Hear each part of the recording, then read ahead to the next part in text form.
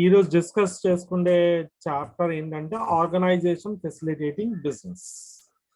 ఇక్కడ వచ్చేటప్పటికి మనము చాలా ఆస్పెక్ట్స్ గురించి క్లియర్ గా డిస్కస్ చేసుకుంటాం. ఫస్ట్ అండ్ ఫార్మోస్ట్ ఏంటంటే రెగ్యులేటరీ ఏజెన్సీస్ ఏమున్నాయి, రెగ్యులేటరీ ఆర్గనైజేషన్స్ ఏమున్నాయి, వేటిని రెగ్యులేట్ చేయటం, బిజినెస్ ని రెగ్యులేట్ చేసేటువంటి ఆర్గనైజేషన్స్ ఏమున్నాయి, అవి ఏంటో ఒక చిన్న చార్టర్. అవి ఏంటంటే ఈ ఆర్గనైజేషన్స్ మొత్తాన్ని అంటే ఎపెక్స్ అథారిటీస్ మొత్తాన్ని రెండింటిగా డివైడ్ చేశారండి. ఒకటి వచ్చేటప్పటికేమో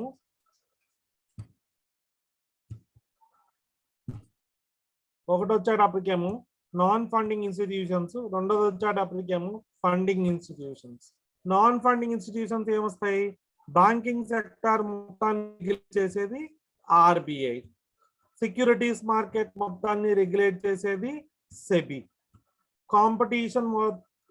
కాంపిటీషన్ ని కంట్రోల్ చేస్తూ ఏమన్నా మోనోపోలీస్ ఫామ్ చేయకుండా చూడటము ఇట్లాంటివన్నీ చేసేది సిసిఐ, ఇన్సూరెన్స్ సెక్టార్ మొత్తాన్ని రెగ్యులేట్ చేసేది ఇన్సూరెన్స్ ఐఆర్డిఏఐ, అలాగే agriculture and other agro based banks ని కంట్రోల్ చేసే ఫండింగ్ ఇన్స్టిట్యూషన్ నాబార్డ్ అంటారు. ఓకే, బిజినెస్ ఆర్గనైజేషన్స్ టోటల్ గా 2 టైప్స్ అండి. ఒకటి నాన్ ఫండింగ్ ఇన్స్టిట్యూషన్స్, రెండోది ఫండింగ్ ఇన్స్టిట్యూషన్స్. నాన్ ఫండింగ్ అంటే ఏంటంటే ఫైనాన్షియల్ సపోర్ట్ ఇవ్వవు, అంటే ఫైనాన్షియల్ గ్రాంట్స్ ఇట్లాంటివన్నీ ఏమి ఇవ్వవు. ఫండింగ్ ఇన్స్టిట్యూషన్స్ అంటే they are non funding institutions అంటే ఏంటంటే వీటికి అదర్ సోర్సెస్ ఆఫ్ ఫండ్స్ ఇట్లాంటి ఏం అవసరం లేదు, they are regulatory agencies, that's all.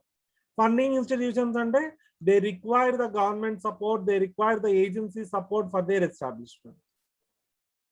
ఇక్కడ వచ్చేటప్పటికి ఎన్ని టైప్స్ అండి non funding institutions? Funding institutions non funding 4 types, funding institutions 1 type. Okay, మనకున్న సిలబస్ లో ఆర్బిఐ అంటే reserve bank of India, securities exchange bank of India, board of India, securities exchange board of India. CCI అంటే competitive commission of India. IRDA అంటే insurance regulatory and development authority అన్నమాట. అలాగే NABARD అంటే national bank for agricultural and rural development. మళ్ళీ చెప్తాను, RBI అంటే reserve bank of India, SEBI అంటే securities exchange board of India, next CCI అంటే competitive commission of India, IRDA అంటే insurance regulatory and development authority of India. ఇలా funding non funding institutions ఉన్నాయి. Funding institutions అంటే ఏంటి? NABARD ఒకటి ఉందన్నమాట. NABARD అంటే ఏంటి? National bank for agricultural and rural development. Okay, ఇప్పుడు చెప్పండి ఎన్ని types institution banking organisations? Two types. Two types. What are they? Funding institutions, funding institutions. Non-funding institutions ఏమేమి ఉన్నాయమ్మా? RBI, SEBI, CCI, IRDAI. NABARD. Non funding లో ఒక్కొక్క దాని full form చెప్పు. RBI అంటే reserve bank of India sir. SEBI అంటే securities and exchange board of India. CCI అంటే competitive commission of India. Next IRDAI అంటే insurance regulatory and development authority of India. Okay, ఇప్పుడు banking sector మొత్తం ఎవరు regulate చేస్తారు? RBI. Next securities market మొత్తాన్ని regulate చేసేది SEBI. Competition monopolies చేయడానికి use చేసేది CCI. ఇన్సూరెన్స్ సెగ్మెంట్ మొత్తాన్ని రెగ్యులేట్ చేసేది IRDAI. Next funding institutions and funding institutions లో మన సిలబస్ లో ఉన్నాయి ఏమి? నాబార్డ్. నాబార్డ్ అంటే ఏంటి? National bank for agriculture and rural development. yes, very nice. ఇక్కడ వర్క్ క్లియర్ కదా?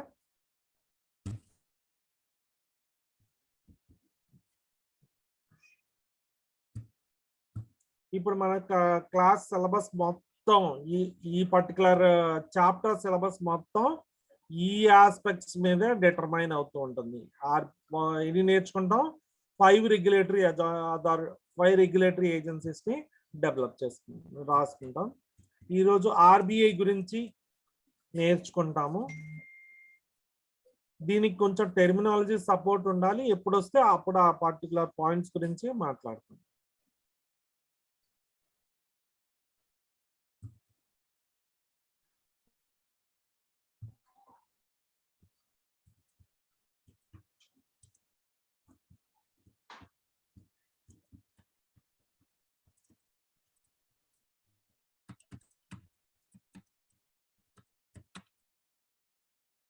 First reserve bank of India.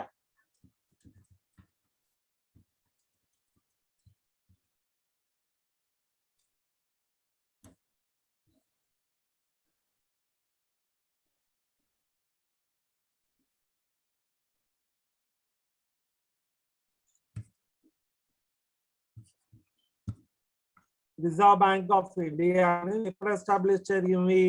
1935 April 1 reserve bank of India అనేది స్టార్ట్ చేయడం జరిగింది అనమాట. Reserve bank of India A act ప్రకారం స్టేట్ చేయబడింది? Reserve bank of India act 1934 base చేసుకొని state చేయబడింది అనమాట. ఫస్ట్ అది ప్రైవేట్ బ్యాంక్ స్టార్ట్ అయింది. తర్వాత 1949లో నేషనలైజ్డ్ అయ్యి నేషనలైజ్ అయ్యి తర్వాత బ్యాంకింగ్ సెక్టర్ లో ఒక regulatory agency apex body central bank గా స్టార్ట్ అయింది అన్నమాట. కొన్ని ఏరియాస్ లో ఏం చేస్తారంటే, కొన్ని కంట్రీస్ లో ఏం చేస్తారంటే సెంట్రల్ బ్యాంక్ వేరు, రిజర్వ్ బ్యాంక్ వేరుగా ఉంటది. కానీ ఇండియాలో వచ్చేటప్పటికి రిజర్వ్ బ్యాంకు సెంట్రల్ బ్యాంకు రెండు ఒకటే అన్నమాట. Next it's head quarters central office ఎక్కడ ఎస్టాబ్లిష్ అయిపోయింది? కల్కట్టాలో ఎస్టాబ్లిష్ అయిపోయింది అన్నమాట. తర్వాత ఏం చేసింది? ఇనిషియలీ కల్కటాలో ఎస్టాబ్లిష్ అయింది. తర్వాత ఏం చేశారు? హెడ్ క్వార్టర్స్ అని ముంబైకి షిఫ్ట్ చేయడం జరిగింది అనమాట. నెక్స్ట్ ఏదైనా సరే గుర్తుపెట్టుకోండి, reserve bank of India was established in the year April 1, 1935. Next first original గా ఇది ప్రైవేట్ బ్యాంక్ అయినా కానీ తర్వాత 1949లో నేషనలైజ్ అయిపోయి కంప్లీట్ గా గవర్నమెంట్ ఓన్ చేసుకున్నటువంటి ఏకైక బ్యాంక్ గా నిలిచిందనమాట. నెక్స్ట్ సెంట్రల్ బ్యాంక్ ఎక్కడ ఉంది? కల్కట్టాలో ఉందన్నమాట బిగినింగ్ లో. తర్వాత ఎక్కడికి మూవ్ అయింది? ముంబైలో మూవ్ అయింది అనమాట 1937లో. ఓకే, ఒకసారి ఎవరన్నా ఆ 2 లైన్స్ చెప్పండి అమ్మా నాకు ఇంట్రడక్షన్.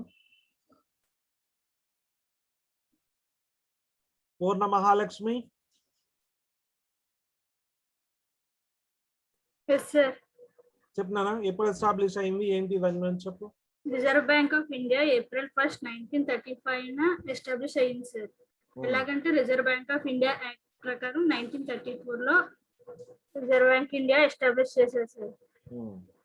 అది ఫస్ట్ లో ప్రైవేట్ ఓనర్షిప్ సార్. అది ఆఫ్టర్ 49 నేషనలైజేషన్ అవ్వాక అది గవర్నమెంట్ అండర్టేకింగ్ లోకి వచ్చింది సార్. Very nice. ఫస్ట్ లో రిజర్వ్ బ్యాంక్ ఆఫ్ ఇండియా అనేది కలకత్తాలో ఎస్టాబ్లిష్ చేశారు sir first. Next shifts to Mumbai sir. Very nice. 1937. Okay.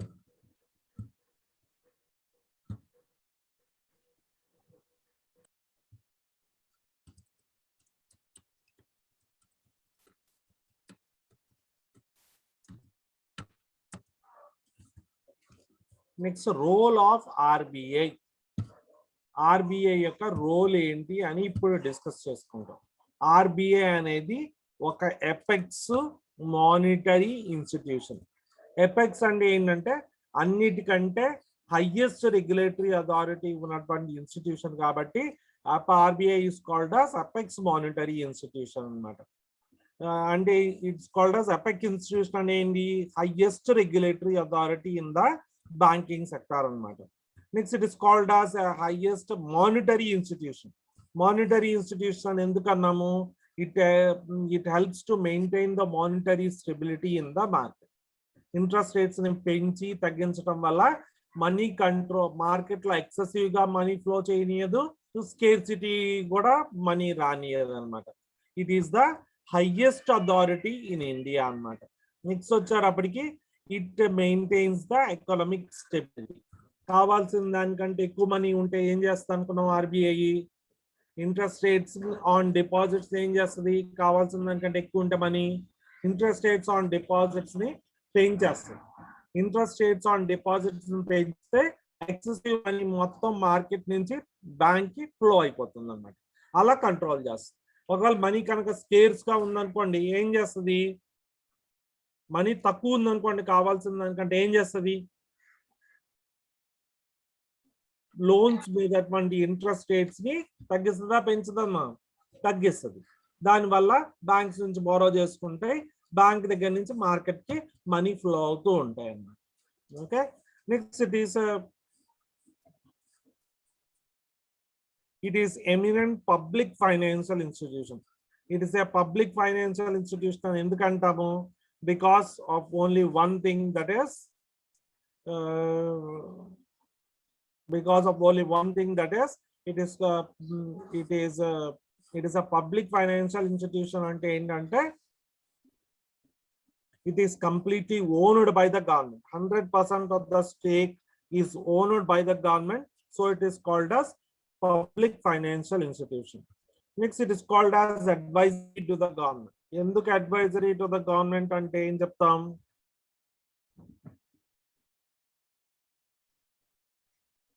ఎందుకు ఇది అడ్వైజరీ టు ద గవర్నమెంట్ అంటే గవర్నమెంట్ కొన్నిసార్లు సలహాలు ఇస్తుంది.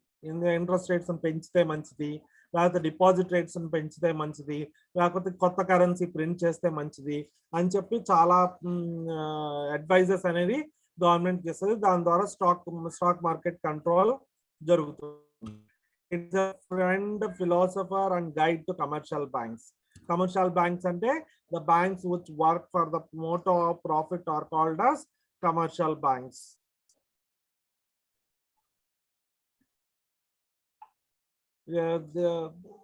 The banks which provide financial assistance as well as guidance to the RBI provides a commercial financial assistance as well as guidance to the commercial banks. కాబట్టి commercial banks కి ఎప్పటికప్పుడు, commercial banks అంటే ఏంటి, first of all commercial banks అంటే banks which work mainly for the motto of profit. Profit మోటోగా పనిచేసేటువంటి అన్ని banks ని కమర్షియల్ బ్యాంక్స్ అంటారు. ఈ కమర్షియల్ బ్యాంక్స్ అనేవి ఏం చేస్తాయంటే they act as a funding agencies for the customers అన్నమాట. కస్టమర్స్ కి ఫండింగ్ ఏజెన్సీస్ కి యాక్ట్ చేసే వాటిని కమర్షియల్ బ్యాంక్స్ అంటారు. ఓకే, నెక్స్ట్ ఈ కమర్షియల్ బ్యాంక్స్ కూడా ఫండ్ చేసేటటువంటి బ్యాంక్స్ ని ఆర్బిఐ అంటారు అనమాట. నెక్స్ట్ వచ్చేటప్పటికేమో it helps to control the inflation ఎలా కంట్రోల్ చేస్తుంది? కొన్నిసార్లు ఇన్ఫ్లేషన్ ఎక్కువ ఉండొచ్చు, కొన్నిసార్లు ఇన్ఫ్లేషన్ తక్కువ ఉండొచ్చు. ఇన్ఫ్లేషన్ ఎక్కువ ఉందనుకోండి, అటువంటి టైప్ ఆఫ్ మార్కెట్స్ ఏమంటారు? ఇన్ఫ్లేషన్ ఎక్కువ ఉందనుకోండి, అటువంటి టైప్ మార్కెట్స్ ఏమంటారు? They will be calling them as in price stability లేని మార్కెట్స్, లేకపోతే ఏమో ప్రైజెస్ పెరిగిపోతూ ఉంటాయి. అటువంటి అన్ని క్యారెక్టరిస్టిక్స్ ఆఫ్ ఇన్ఫ్లేషన్ అన్నమాట. వాల్యుయేషన్ మనీ తగ్గుతుంది, ప్రైజెస్ పెరుగుతుంది, అటువంటి కండిషన్ ని ఇన్ఫ్లేషన్ అంటారు. ఒకవేళ కన్నా ప్రైజెస్ పెరుగుతున్నాయి అనుకోండి, మార్కెట్ లో మనీ కావాల్సిన దానికంటే ఎక్కువ సప్లై ఉన్నది, అప్పుడు ఏం చేస్తారు? డిపాజిట్స్ మీద ఉన్నటువంటి ఇంట్రెస్ట్ రేట్స్ ని పెంచుతారు అన్నమాట. అలా ఏంటంటే ఆర్బిఐ ఇన్ఫ్లేషన్ ని కూడా కంట్రోల్ చేస్తూ ఉంటుంది అన్నమాట.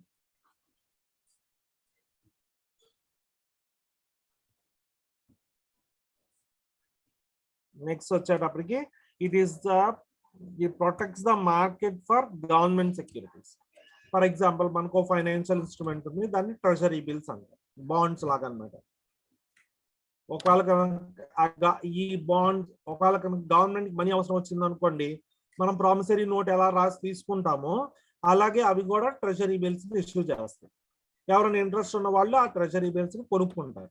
అలా ఏంటంటే కొన్ని ఫైనాన్షియల్ ఇన్స్ట్రుమెంట్స్ ద్వారా గవర్నమెంట్ కూడా మనీ సప్లై చేసేటటువంటి ఏజెన్సీ ఆర్బిఐ అని చెప్పుకోవచ్చు. ఎవరైనా ఒకళ్ళు రిఫ్రెష్ చేయండి మొత్తం. ఎస్వివి లక్ష్మి గంధి సార్ చెప్పిన రోల్ ఆఫ్ ఆర్బిఐ గురించి ఇప్పుడు చెప్పిన పాయింట్స్ ఒక్కొక్కటి ఎక్స్ప్లెయిన్ చేయి. ఆర్బిఐ అనేది హైయెస్ట్ రెగ్యులేటెడ్ అథారిటీ సార్. చెప్పినా ఇంపార్టెంట్ రోల్ ప్లే చేస్తుంది సార్. తర్వాత ఎకనామిక్ సిస్టమ్ ని బ్యాలెన్స్డ్ గా ఉంచుతుంది సార్. ఇప్పుడు మార్కెట్ లో గనక మనీ సర్క్యులేషన్ ఎక్కువైపోయినప్పుడు అప్పుడు ఆర్బిఐ ఇంట్రెస్ట్ రేట్స్ ని పెంచుతుంది సార్. అప్పుడు మార్కెట్ లో ఉన్న మనీ అనేది ఆర్బిఐ లో బ్యాంక్ లో డిపాజిట్ చేస్తారు సార్. ఒకవేళ మార్కెట్ లో ఇన్ఫ్లేషన్ కనుక వస్తే ఆర్బిఐ లోన్స్ రేట్స్ ని తగ్గిస్తుంది సార్. ఇన్ఫ్లేషన్ వచ్చినా, ఇన్ఫ్లేషన్ అంటే ఏంటి? కావాల్సిన దానికంటే ఎక్కువ మనీ ఉన్నది. ఎక్కువ ఉన్న మనీ ఉన్నప్పుడు ఏం చేస్తుంది? డిపాజిటరీ రేట్స్ అంటే డిపాజిట్స్ మీద ఇంట్రెస్ట్ రేట్ అనేది ఏం చేస్తుంది? పెంచుతుంది. అప్పుడు ఏం జరుగుతుంది? మార్కెట్ లో నా దగ్గర ఎక్కువ మనీ ఉందనుకోండి, నేను ఆ మనీని తీసుకెళ్ళి ఏం చేస్తాను? డిపాజిట్స్ రేట్స్ పెరిగినాయి కాబట్టి నేను బ్యాంక్ లో డిపాజిట్ చేస్తాను. ఇన్ఫ్లేషన్ ఉన్నా, డిఫ్లేషన్ ఉన్నా ఇంట్రెస్ట్ రేట్స్ ఆల్టర్ చేస్తూ కంట్రోల్ చేస్తుంది. నెక్స్ట్ గవర్నమెంట్ కి ఐడియాస్ ఇస్తుంది సార్, మనీ ప్రింట్ చేయాలి, ఎలాగా చేయాలి అని. ఇంట్రెస్ట్ రేట్స్ ఎలా ఆల్టర్ చేయాలి, పెంచాలా, తగ్గించాలా. ఇంకా ఆర్బిఐ అండర్ లో కమర్షియల్ బ్యాంక్స్ ఉంటాయి sir. Commercial banks profit motive తో ఉంటాయి సార్. ఈ కమర్షియల్ బ్యాంక్స్ కూడా ఆర్బిఐ ఐడియాస్ ఇస్తుంది సార్. నెక్స్ట్ ఇన్ఫ్లేషన్ అంటే మార్కెట్ లో ఒకసారి ఇన్ఫ్లేషన్ పెరుగుతుంది సార్. అంటే మనీ సర్క్యులేషన్ ఎక్కువైపోయి ప్రైజెస్ పెరుగుతాయి సార్. ఇన్ఫ్లేషన్ వచ్చినప్పుడు, డిఫ్లేషన్ వచ్చినప్పుడు ఆర్బిఐ మార్కెట్ ని కంట్రోల్ చేస్తుంది సార్. అంటే ఇంట్రెస్ట్ రేట్స్ పెంచడం, తగ్గించడం ద్వారా. ఓకే, నెక్స్ట్ గవర్నమెంట్ సెక్యూరిటీస్ కూడా బ్యాంక్ బదులుగా ఇష్యూ చేసి, బ్యాంక్ బదులుగా ఇష్యూ చేసిన తర్వాత ఆర్బిఐ ఏం చేస్తుంది? గవర్నమెంట్ బదులుగా వీటిని ఇష్యూ చేసి గవర్నమెంట్ కి ఫండ్ చేస్తూ ఉంటుంది అన్నమాట. చాలా థ్యాంక్స్ అమ్మా. నెక్స్ట్ దానికి వెళ్దాం.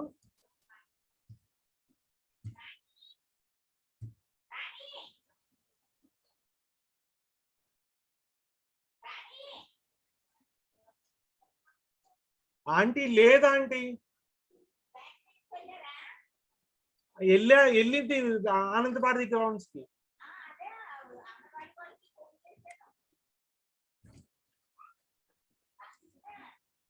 ఆంటీ క్లాస్ లో ఉన్నాను ఒక్క నిమిషం.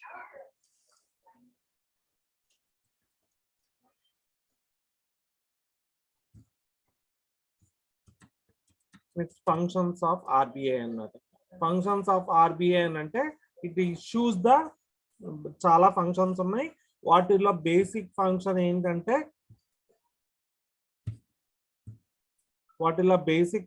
ఏంటంటే it issues the bank notes అన్నమాట. బ్యాంక్ నోట్స్ అంటే ఏంటంటే ఎంత కరెన్సీ ప్రింట్ అవ్వాలి, ఆ కరెన్సీ ఎంత కరెన్సీ ప్రింట్ అవ్వాలి అన్న డెసిషన్ ఆర్బిఐ తీసుకుంటుంది అన్నమాట.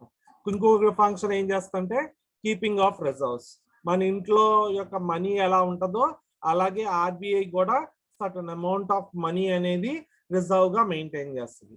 కరెన్సీ రిజర్వ్ గా మెయింటైన్ చేయొచ్చు, లేకపోతే గోల్డ్ కూడా రిజర్వ్ గా మెయింటైన్ చేయొచ్చు. కరెన్సీని కనుక రిజర్వ్ గా క్యాష్ ను కనుక రిజర్వ్ గా మెయింటైన్ చేసింది అనుకోండి, ఆ పర్టికులర్ ఆస్పెక్ట్స్ ని స్టాట్యూటరీ లిక్విడిటీ రేషియో అంటారు. అలా కాకుండా కొన్ని సందర్భాల్లో గోల్డ్ రూపాన్ని కనుక రిజర్వ్స్ ఉన్నాయని అనుకోండి, ఆ పర్టికులర్ దాన్ని ఏమంటారంటే స్టాట్యూటరీ లిక్విడిటీ రేషియో అంటారు. స్టాట్యూటరీ లిక్విడిటీ రేషియో అంటే ఏంటంటే any reserve other than cash reserve, కాకుండా a other form of reserve అన్నా సరే దాన్ని స్టాట్యూటరీ లిక్విడిటీ రేషియో అంటారు. క్యాష్ రిజర్వ్ రేషియో అంటే reserve maintain in the form of cash అన్నమాట. దీని గురించి మళ్ళీ చదువుకుంటాం, అప్పుడు క్లియర్ గా ఎక్స్ప్లెయిన్ చేస్తాను. ఇంకో మూడో ఫంక్షన్ ఏంటి, it provides the monetary stability. Monetary stability ఏంటి, మనీ వాల్యూని కంట్రోల్ చేస్తూ ఉంటుంది. కొన్నిసార్లు మనీ వాల్యూని పెంచుతూ ఉంటుంది, కొన్నిసార్లు మనీ వాల్యూని తగ్గిస్తూ ఉంటుంది అన్నమాట. నెక్స్ట్ వచ్చేటప్పటికేమో క్రెడిట్ సిస్టమ్ ని మానిటర్ చేస్తూ ఉంటుంది.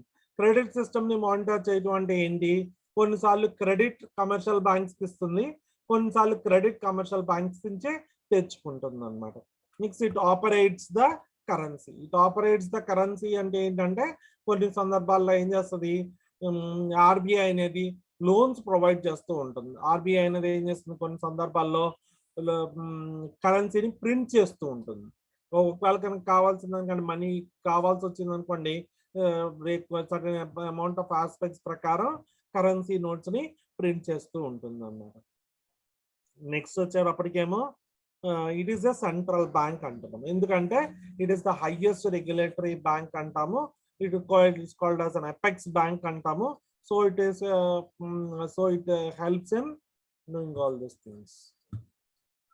బ్యాంకులకే బ్యాంక్ ఆర్బిఐ అన్నట్టు, ఎందుకంటే అన్ని బ్యాంక్స్ కూడా లోన్స్ ప్రొవైడ్ చేసేటువంటి ప్రీమియం ఇన్స్టిట్యూషన్ ఆర్బిఐ అవుతుంది అన్నమాట. ఎస్ చెప్పండి, ఇప్పుడు ఏమేమి ఉన్నాయి functions ఆర్బిఐకి,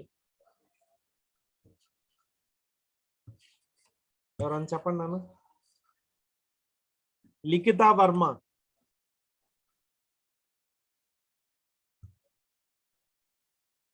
It acts as a advisor, sir. Okay, ఇంకా It acts as friend, sir. అలా కాదు, ఫంక్షన్స్ ఆఫ్ ఆర్బిఐ చెప్పాను కదా ఇప్పుడే. ఇష్యూ ద బ్యాంక్ నోట్స్ అన్నాం అంటే ఏంటి, కొత్త కరెన్సీ ప్రింట్ చేస్తుంది. కీప్ ద రిజర్వ్స్ అన్నాం. ఎన్ని టైప్స్ ఆఫ్ రిజర్వ్స్ గురించి మాట్లాడుకున్నాం, 2 టైప్స్ ఆఫ్ రిజర్వ్స్ గురించి మాట్లాడుకున్నాం. ఏంటవి,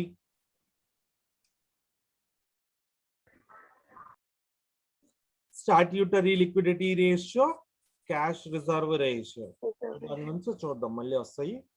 నెక్స్ట్ మానిటరీ స్టెబిలిటీని కంట్రోల్ చేస్తుంది అనుకున్నాం. అంటే ఏంటి, మనీ వాల్యూని ఇంక్రీజ్ చేయటం డిక్రీజ్ చేయటం చేస్తుంది అని చెప్తున్నాం.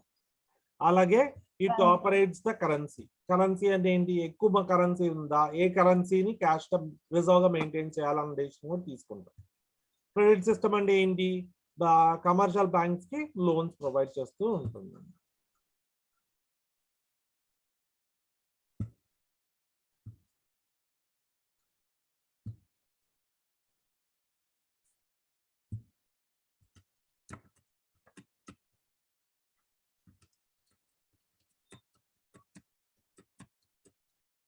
అదర్ ఫంక్షన్స్, ఒక్కో ఫంక్షన్ గురించి క్లియర్ గా ఇచ్చాం. ఫస్ట్ ఇష్యూ కరెన్సీ అంటే ఏంటి, ఎంత కరెన్సీ ప్రింట్ చేయాలి, ఏ మోడ్ లో ప్రింట్ చేయాలి అన్నది కూడా ఉంటుంది. Next banks to the government అంటే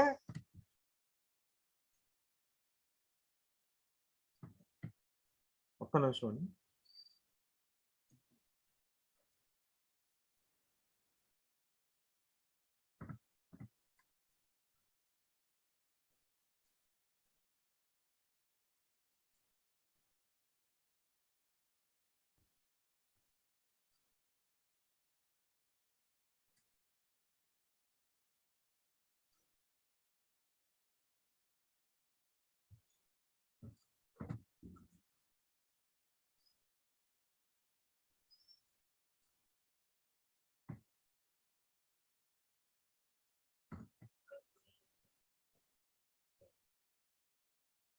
next it is called as banker to the government అన్నమాట. ఎందుకు బ్యాంక్ టు ద గవర్నమెంట్ అంటామంటే సెంట్రల్ గవర్నమెంట్ కి కానీ స్టేట్ గవర్నమెంట్ కి కానీ ఫండ్స్ కావాలంటే ఆర్బీఐ ప్రొవైడ్ చేస్తుంది. నెక్స్ట్ అది పబ్లిక్ డెట్ కి కంప్లీట్ గా మేనేజ్ చేస్తుంది. పబ్లిక్ డెట్ అంటే ఏంటి? గవర్నమెంట్ బడ్జెట్ లో ఎంత అమౌంట్ ఆఫ్ రెవెన్యూ ఉంది, ఎంత అమౌంట్ ఆఫ్ ఎక్స్పెండిచర్ ఉంది అని చెప్పేదే పబ్లిక్ డెట్ అన్నమాట. ఈ పబ్లిక్ డెట్ ద్వారా they issue the new loans అన్నమాట. పబ్లిక్ డెట్ ద్వారా కొన్ని సందర్భాల్లో లోన్స్ అనేవి ఇష్యూ చేస్తూ ఉంటుంది అన్నమాట. అంటే ఏంటంటే పబ్లిక్ మనకి ఫిజికల్ పాలసీలో రెండు ఉంటాయి, పబ్లిక్ ఎక్స్పెండిచర్, పబ్లిక్ డెట్, ఇవి రెండు ఉంటాయి. పబ్లిక్ ఎక్స్పెండిచర్ అంటే వెల్ఫేర్ యాక్టివిటీస్ మీద ఎంత స్పెండ్ చేస్తుందో దాన్ని అంతా పబ్లిక్ ఎక్స్పెండిచర్ అంటారు. బయట ఒక పబ్లిక్ ఎక్స్పెండిచర్ పబ్లిక్ రెవెన్యూ కంటే ఎక్కువ ఉందనుకోండి, డబ్బులు అవసరం వస్తాయి గవర్నమెంట్. అప్పుడు ఏం చేస్తుంది? అది బారో చేస్తారు అన్నమాట. గవర్నమెంట్ బారో చేస్తుంది. ఎవరి దగ్గర నుంచి బారో చేయొచ్చు? ఆర్బీఐ దగ్గర నుంచి బారో చేయొచ్చు, లేకపోతే ఐఎంఎఫ్ ద్వారా బారో చేయొచ్చు, ఐబిఆర్డి దగ్గర నుంచి కూడా బారో చేయొచ్చు అన్నమాట.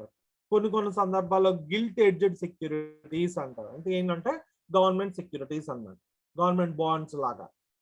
వీటిని ఇష్యూ చేసిన తర్వాత క్యాపిటల్ ని తెచ్చుకుంటుంది అన్నమాట.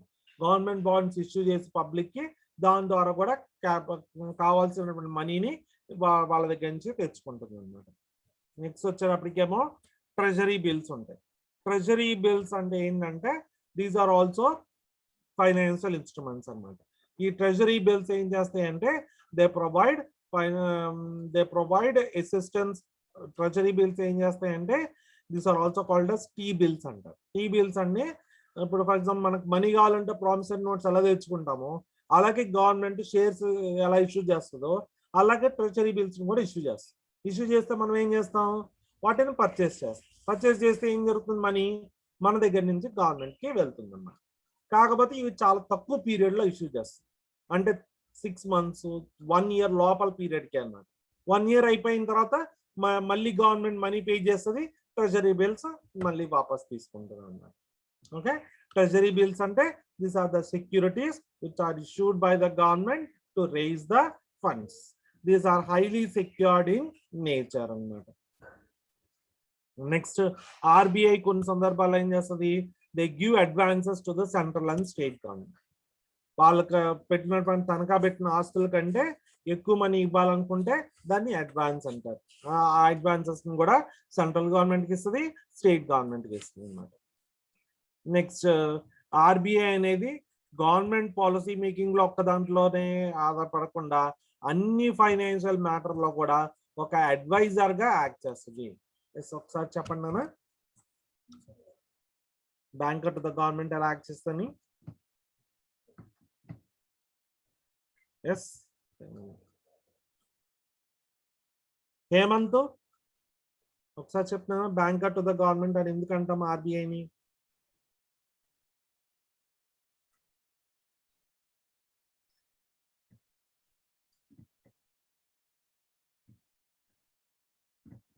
ఎస్, ఎవరైనా ఒకళ్ళు చెప్పండి అమ్మా, బ్రీఫ్ చేయండి.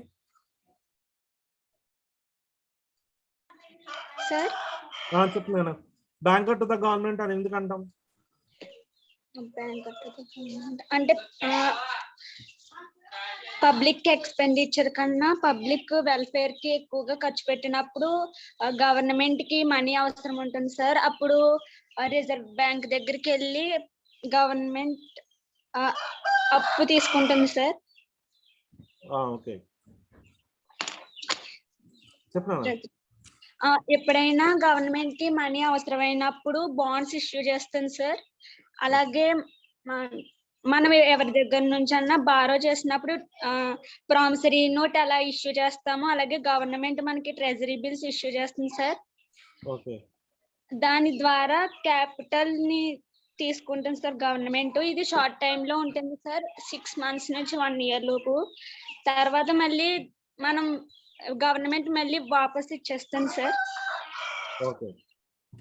నెక్స్ట్ అలాగే సెంట్రల్ గవర్నమెంట్ కి స్టేట్ గవర్నమెంట్స్ కి అడ్వైజర్ గా ఉంటుంది sir. Okay. Next it is called as bankers bank అంటున్నాం. బ్యాంకర్స్ బ్యాంక్ అంటే ఏంటి? బ్యాంకులకే బ్యాంక్. ఎందుకు బ్యాంకర్స్ కి బ్యాంక్ అంటున్నాం? మనకి బ్యాంక్ నుంచి బ్యాంక్ అనగానే ఏం గుర్తుకొస్తాయి? ఎందుకు బ్యాంక్ దగ్గరికి వెళ్తాం మనం? మనీ కోసం వెళ్తాం అన్నమాట. అలాగే ఆర్బీఐ దగ్గరికి ఎందుకు వెళ్తాయి?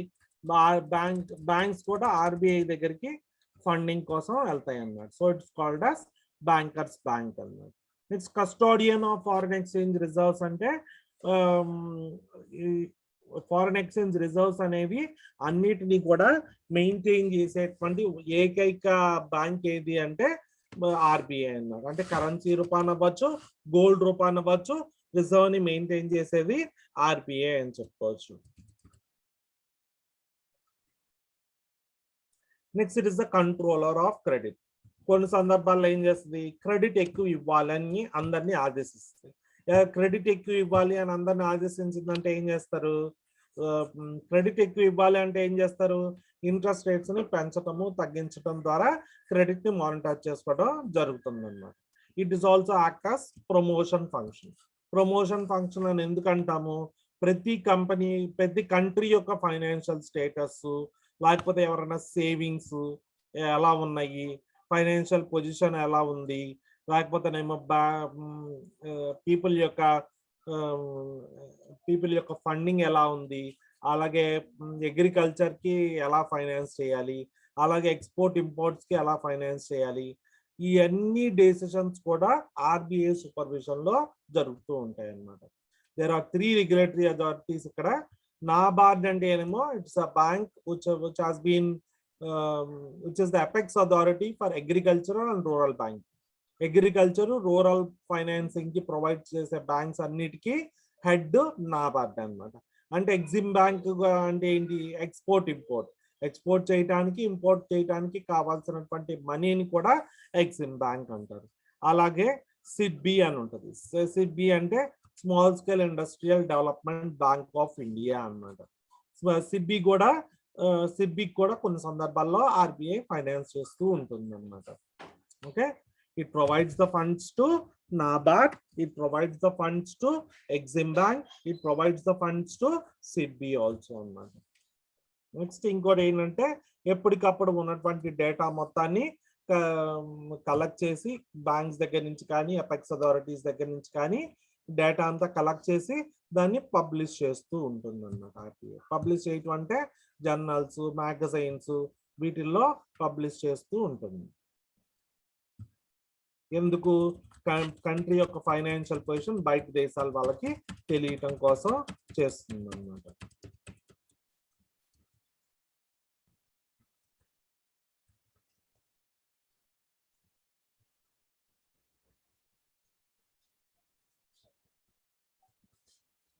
Next, currency policy. It also acts as a business facilitator. Business facilitator అంటే ఏంటి? బిజినెస్ ప్రమోట్ చేసేటటువంటి ఏజెన్సీగా యాక్ట్ చేస్తుంది. అంటే ఎలా యాక్ట్ చేస్తుంది? మార్కెట్ లో ఆడిక్వేట్ మనీ సప్లై మెయింటైన్ చేయటమే బిగ్గెస్ట్ ఫంక్షన్ అన్నమాట. ఆడిక్వేట్ అంటే సఫిషియంట్, మనీ సప్లై అంటే availability of money in the market. ఈ ఆడిక్వేట్ మనీ సప్లై ఉండటం కోసమే ఆర్బీఐ వర్క్ చేస్తూ ఉంటుంది అన్నమాట. ఓకే. బిజినెస్ ఎంత రెవెన్యూ వచ్చింది వాటిని మ్యాక్సిమైజ్ చేయటం కూడా ఆర్బీఐ కీ రోల్ ప్లే చేస్తుంది అన్నమాట. అలాగే బయట దేశాల నుంచి ఇన్వెస్ట్మెంట్స్ తీసుకురావాలి, బయట దేశాల మీద ఉన్నటువంటి పాలసీ ఎలా ఉండాలి, వీటన్నిటి గురించి కూడా చెప్తుంది. అలాగే ఇంట్రెస్ట్ రేట్స్ పెంచాలా తగ్గించాలా వీటన్నిటి గురించి కూడా చెప్తుంది అన్నమాట. Next credit policy. Credit policy అంటే ఏంటి? ఆర్బీఐ లైన్స్ మనం బ్యాంక్ దగ్గర నుంచి లోన్ తెచ్చుకున్నాం అనుకో, ఇంట్రెస్ట్ రేట్ పే చేయాలా లేదా? ఖచ్చితంగా పే చేయాలన్నమాట. కాబట్టి ఇక్కడ ఏం చేస్తారు, క్రెడిట్ పాలసీ అంటే ఆ బ్యాంక్స్ కనుక ఆర్బీఐ దగ్గర నుంచి మనీ తెచ్చుకోవాలనుకోండి, అప్పుడు రేట్ ఆఫ్ ఇంట్రెస్ట్ పే చేయాల్సి వస్తుంది బ్యాంక్ ఆర్బీఐకి. దాన్నే బ్యాంక్ రేట్ అంటారు. ఇక్కడ మనం మాట్లాడేది ఇంట్రెస్ట్ రేట్ అయితే, అక్కడ మాట్లాడేది బ్యాంక్ రేట్ అన్నమాట. బ్యాంక్ రేట్ అంటే ఏంటి అంటే the rate of interest at which bank get the money from the RBI. RBI దగ్గర నుంచి మనీ తెచ్చుకునేటువంటి రేట్ ఆఫ్ ఇంట్రెస్ట్ ని బ్యాంక్ రేట్ అంటాం. Bank rate is the rate of interest at which banks borrow the money from the RBI. Bank కనుక RBI దగ్గర నుంచి borrow చేయాలంటే money certain amount of interest rate pay చేయాలి, దాన్నే bank rate అంటారు. Next CRR, SLR అని రెండు ఉన్నాయి అన్నమాట. స్టాట్యూటరీ లిక్విడిటీ రేషియో అంటే ఏంటంటే ఈ statutory liquidity ratio, cash reserve ratio అని రెండు ఉంటాయి అన్నమాట.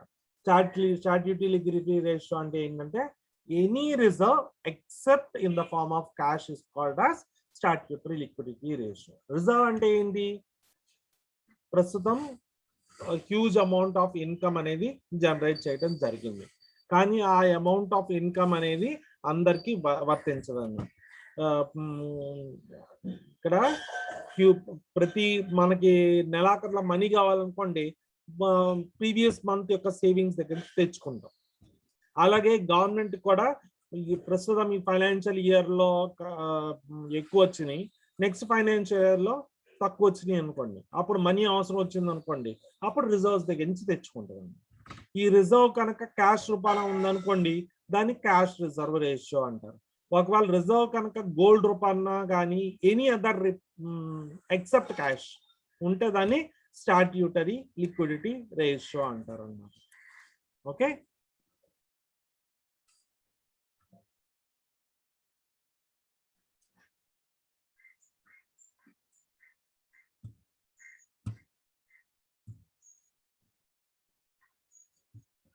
ఇప్పుడు చెప్పండి ఎవరన్నా, స్టాట్యూటరీ లిక్విడిటీ రేషియో అంటే ఏంటి, క్యాష్ రిజర్వ్ రేషియో అంటే ఏంటి?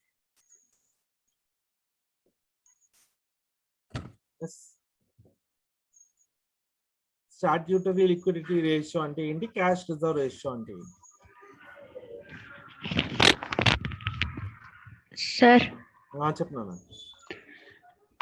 రిజర్వ్స్ ని క్యాష్ రూపంలో ఉంచుకుంటే అది క్యాష్ రిజర్వ్ రేషియో సార్. ఒకవేళ క్యాష్ రూపంలో కాకుండా సమ్ అదర్ ఆబ్జెక్ట్ అంటే గోల్డ్ రూపంలో అలా ఉంచుకుంటే దాన్ని స్టాట్యూటరీ రేషియో అంటారు సార్. Okay, very nice. ఇంకా ఇప్పుడు రిజర్వ్ అంటే ఏంటి అని అంటే మన ఇంట్లో మనీ ఎలా అయితే దాచుకుంటామో అలాగే అవి కూడా కొంచెం అమౌంట్ ని స్పేర్ గా ఉంచుకుంటాయి సార్. అంటే ఒక లేని టైంలో అవి యూజ్ చేసుకోవడానికి, ఎమర్జెన్సీ నీడ్స్ వచ్చినప్పుడు బ్యాంక్స్ ఆర్బీఐ అనేది రిజర్వ్ మెయింటైన్ చేస్తుంది. ఆర్బీఐ ఒకటే కాదు, బ్యాంక్స్ అన్ని కూడా రిజర్వ్ ని మెయింటైన్ చేస్తుంది. నెక్స్ట్ బ్యాంక్ రేట్ అంటే ఏంటమ్మా? ఆర్బీఐ దగ్గర నుంచి బ్యాంక్ మనీ తీసుకొచ్చేటప్పుడు ఆర్బీఐకి ఇంట్రెస్ట్ పే చేయాలి కదా సార్, దానికి ఉండే ఇంట్రెస్ట్ రేట్ ని బ్యాంక్ రేట్ అంటారు సార్. ఇప్పుడు థ్యాంక్స్ అమ్మా. నెక్స్ట్ వచ్చేటప్పటికి repo rate, reverse repo rate అని ఉన్నాయి. రెపో రేట్ అంటే రీపర్చేస్ రేట్. ఇప్పుడు బ్యాంక్ మనీ అవసరం వచ్చింది, ఆర్బీఐ దగ్గరికి వెళ్తుంది అన్నారు, ఆర్బీఐ మనీ ఇస్తుంది అన్నారు. అర్థమైందా? ఆర్బీఐ దగ్గరికి వెళ్తుంది, ఆర్బీఐ మనీ ఇస్తుంది అన్నారు. ఆర్బీఐ ఊనే ఇస్తుందండి మనీ బ్యాంక్స్ కి, ఖచ్చితంగా ఏదో ఒకటి సెక్యూరిటీ అడుగుతుంది అన్నమాట. ఆ సెక్యూరిటీ ఇచ్చినప్పుడు ఫర్ ఎగ్జాంపుల్ ఒక 1000 acres లేకపోతే ఒక 1000 units ఆఫ్ గోల్డ్ ని సెక్యూరిటీగా ఆఫర్ చేస్తుంది. ఎవరు? కమర్షియల్ బ్యాంకు ఆర్బీఐ దగ్గర తనఖా పెట్టి మనీ తెచ్చుకున్నప్పుడే చెప్తుంది, మళ్ళీ మేము మీ లోన్ మీకు పే చేసేస్తాము, మేము తనఖా పెట్టినవి మళ్ళీ మాకు బ్యాక్ ఇచ్చేయండి. రీపర్చేస్ అగ్రిమెంట్ అంటారు. It is called as the rate at which the repurchase agreement goes on is called as repo rate. Repo rate అంటే ఇప్పుడు ఫర్ ఎగ్జాంపుల్ మనము ఏదైనా గోల్డ్ తాకట్టు పెట్టేసేసి మనీ తెచ్చుకుంటాం. ఓకే, తెచ్చుకున్నప్పుడే చెప్తాం 6 months or 1 year అయిపోయిన తర్వాత మేము మా గోల్డ్ మేము విడిపించుకుంటాము, కాకపోతే మీకు ఇంత ఇంట్రెస్ట్ పే చేస్తామని అగ్రిమెంట్లోకి ఎంటర్ అవుతాం. అలాగే ఈ రీపర్చేస్ అగ్రిమెంట్ అనేది బ్యాంక్స్ ఆర్బీఐ దగ్గర నుంచి చేసుకుంటాయి. it is a rate at which bank borrows the money from the RBI. Banks RBI దగ్గర నుంచి మనీ తెచ్చుకుంటాయి. ఏం చేస్తుంది, ఎలా తెచ్చుకుంటాయి, కొన్ని గవర్నమెంట్ సెక్యూరిటీస్ ఆర్బీఐకి ఇచ్చేసేసి, కానీ ఇచ్చినప్పుడే చెప్తాయి ఏమని, మళ్ళీ మేము రీపే చేసినప్పుడు మీరు మా అసెట్స్ మాకు ఇచ్చేయాలి అని. దాని రెపో రేట్ అంటే. దీంతో పాటుగా రివర్స్ రెపో రేట్ అని ఒకటి ఉంటుంది. రివర్స్ రెపో రేట్ అంటే ఏంటి, ఇట్ ఇస్ రివర్స్ జరుగుతుంది అన్నమాట. RBI borrows the bank from the commercial banks. RBI commercial banks దగ్గర నుంచి కూడా తెచ్చుకునే ఛాన్స్ ఉంటుంది అన్నమాట. దాన్ని రివర్స్ రెపో రేట్ అంటారు. ఇప్పుడు ఈ రెండు ఎవరు చెప్పండి, మా హేమ సంతోషి చెప్పమ్మా, repo rate reverse repo rate. Repo rate అంటే ఇప్పుడు బ్యాంక్స్ మనీ రిజర్వ్ బ్యాంక్ దగ్గరికి వెళ్ళి మనీ తెచ్చుకునేటప్పుడు అవి తనఖా కింద కొన్ని గవర్నమెంట్ సెక్యూరిటీస్ ని పెడతాయి సార్. మళ్ళీ అవి డ్యూరేషన్ అయిపోయిన తర్వాత మళ్ళీ అవి తీసుకోవడానికి ఒప్పుకుంటాయి సార్. దాన్ని రెపో రేట్ అంటారు.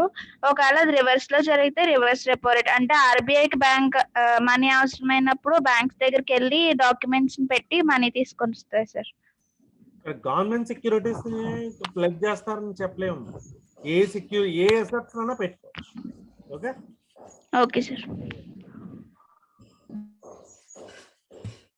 ఏం లేదు, మీకు ఇలా క్వశ్చన్ ఇస్తాడు. The rate at which the bank borrows the money from the RBI is called as interest rate, depository rate, lending rate, repo rate, reverse repo rate అంటారు. ఏం చెప్తారు మీరు, రెపో రేట్ అని చెప్తారు. The rate of interest at which the RBI borrows the money from the bank అంటారు. ఏమేస్తాడు, repo rate, reverse repo rate, depository rates, lending rates, bank rate అంటారు. అప్పుడు ఏం చెప్తారు, రివర్స్ రెపో రేట్ అని చెప్తారు. ఓకే, ఇక్కడ 5 నిమిషాలు ఫినిష్ చేస్తాను.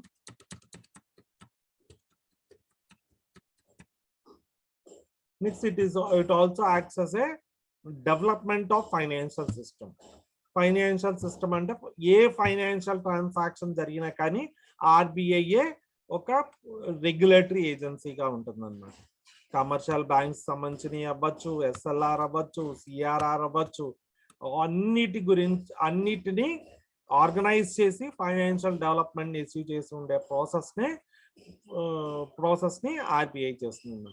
అలాగే ఫండ్ ట్రాన్స్ఫర్స్, ఎవరికి ఫండ్ ట్రాన్స్ఫర్ చేస్తుంది, పబ్లిక్ కి, గవర్నమెంట్ కి, లేకపోతేనేమో ఇన్వెస్టర్స్ కి, ఇటువంటి పేమెంట్ మెకానిజమ్స్ అని చేస్తూ ఉంటుంది. ఓకే, దీంతో ఆర్బీఐ అనే టాపిక్ అయిందమ్మా, ఒకటి అయింది, ఇంకా 5 ఉన్నాయి. ఓకే, నెక్స్ట్ క్లాస్ లో కంటిన్యూ చేద్దాం. ఓకే.